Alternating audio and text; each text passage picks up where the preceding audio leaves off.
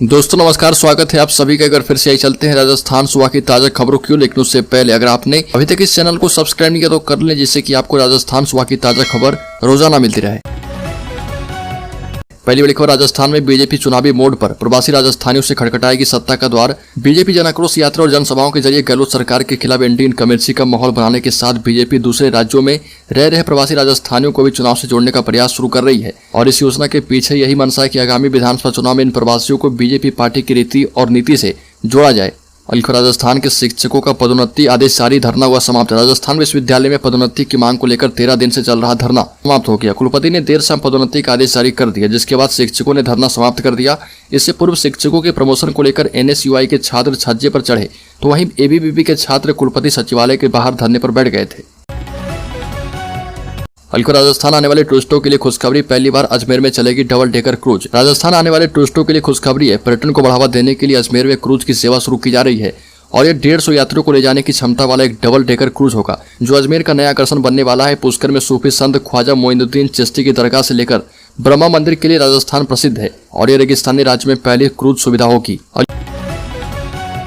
राजस्थान में पुरानी पेंशन को लेकर अशोक गहलोत ने योजना आयोग के उपाध्यक्ष रहे मोन्टेक सिंह आहलूवालिया की ओर से ओल्ड पेंशन स्कीम को दिवालियेपन की रेसिपी और बेहूदगी भरा फैसला बताने पर पलटवार किया। जयपुर में मीडिया के सवालों का जवाब देते हुए गहलोत बोले, हमने OPS पब्लिक इंटरेस्ट में लागू किया है और पूछा कि अगर सरकारी कर्मचारी करप्शन करेंगे तो अच्छा लगेगा। अशोक गहलोत ने कहा कि अगर कर्मचारी को पेंशन नहीं देंगे तो 35 साल तक वह सोचेगा कि मैं पैसे कैसे कमाऊं जिससे मेरा बुढ़ापा ठीक निकले, और इसके लिए फिर से वो भ्रष्टाचार करेगा।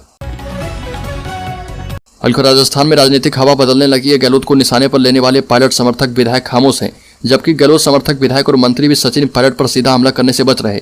विधानसभा चुनाव से पहले पायलट समर्थकों की चुप्पी के अलग अलग सियासी मायने निकाले जा रहे। पायलट समर्थक माने जाने वाले विधायक इंद्रराज गुर्जर, वेद प्रकाश सोलंकी, खिलाड़ी लाल बैरवा, मंत्री राजेंद्र गुढ़ा और खुद को आलाकमान का समर्थक बताने वाली दिव्या मंत्रीना बयानबाजी से परहेज कर रही है। इन विधायकों ने राहुल गांधी की राजस्थान में भारत जोड़ो यात्रा की एंट्री से पहले सचिन पायलट को मुख्यमंत्री बनाने की मांग की थी, लेकिन अब चुप है। पूर्वी राजस्थान में कांग्रेस को टेंशन देगी बीजेपी, किरोड़ी लाल मीणा पर लगा सकती है दाव। राजस्थान बीजेपी पूर्वी राजस्थान के अपने परंपरागत गढ़ बचाने के लिए सांसद किरोड़ी लाल मीणा पर फिर से दाव लगा सकती है। प्रदेश में विधानसभा चुनाव 2023 के अंत में होने हैं और इसमें माना जा रहा है कि किरोड़ी लाल मीणा के समर्थकों को समायोजित करने के लिए बीजेपी एक बार फिर से दांव खेल सकती है। बीजेपी ने किरोड़ी लाल मीणा को पूर्वी राजस्थान में धरना प्रदर्शन करने की खुली छूट दे रखी है। ऐसे में माना जा रहा है कि बीजेपी किरोड़ी लाल मीणा पर एक बार फिर से दांव लगा सकती है। राजस्थान में फिर से गैंगवॉर, सवाई माधोपुर में SD सीटर पर फायरिंग, विजय मीणा के पैर में लगी गोली। राजस्थान में गैंगवॉर की घटना थमने का नाम नहीं ले रही। कुछ दिन पहले ही सीकर में कुख्यात गैंगस्टर राजू ठेठ की बदमाशों के द्वारा गोली मारकर हत्या करने के बाद अब ताजा मामला सवाई माधोपुर जिले में सामने आया है। यहाँ पर एक बार फिर से गैंगवॉर की वारदात हुई, जहाँ पर इलाके के SD सीटर विजय मीणा को देर रात रणथंभौर रोड पर गोली मार दी गई। गंभीर हालत में उसे जयपुर के SMS हॉस्पिटल रेफर किया गया। करनी सेना का भोपाल के जमुरी मैदान में बड़ा शक्ति प्रदर्शन, आर्थिक आधार पर आरक्षण और एट्रोसिटी एक्ट के विरोध सहित 21 सूत्री मांगों को लेकर भोपाल के BHEL जमुरी मैदान पर राष्ट्रीय राजपूत करनी सेना का आंदोलन शुरू हो गया। सुबह से यहां पर करनी सेना से जुड़े लोगों का आना शुरू हो गया था और करनी सेना के इस आंदोलन में मध्य प्रदेश, उत्तर प्रदेश, राजस्थान, महाराष्ट्र और छत्तीसगढ़ जैसे राज्यों से करीब 3 लाख लोगों के जुटने का दावा किया गया। केंद्रीय जल शक्ति मंत्री गजेंद्र सिंह शेखावत ने कहा कि जिस तरह बिना कानूनी औपचारिकताएं पूरी किए बिना नगर पालिका किसी मकान का नक्शा पास नहीं कर सकती, वैसे ही बिना कानूनी औपचारिकता पूरी किए बिना केंद्र सरकार चाहते हुए भी ERCP को राष्ट्रीय परियोजना का दर्जा नहीं दे सकती। केंद्रीय जल शक्ति मंत्री गजेंद्र सिंह शेखावत ने गहलोत सरकार पर जमकर निशाना साधा और कहा कि गहलोत सरकार पानी से जुड़े किसी भी मुद्दे पर काम कम और राजनीति ज्यादा कर रही है। इसी प्रकार जल जीवन मिशन में पूरे देश में सबसे कम काम जो है राजस्थान में हुआ। राजस्थान में फिर से गहराया बिजली संकट, उद्योग में होगी 3 घंटे बिजली कटौती। राजस्थान में एक बार फिर से बिजली संकट गहरा गया है और प्रदेश भर में 3 दिनों के लिए उद्योग में रोज 3 घंटे यानी 5 से 8 बजे तक 75% तक बिजली कटौती की जाएगी। मुख्यमंत्री अशोक गहलोत की अध्यक्षता में हुई ऊर्जा विभाग की बैठक में यह फैसला किया गया। यह भी कहा गया कि सरकार किसानों को पर्याप्त बिजली उपलब्ध कराने के लिए कटिबद्ध है, लेकिन फिलहाल प्रदेश में बिजली की आपूर्ति नहीं हो पा रही है। ऐसे में उद्योग की बिजली काट किसानों को मुहैया करवाई जाएगी।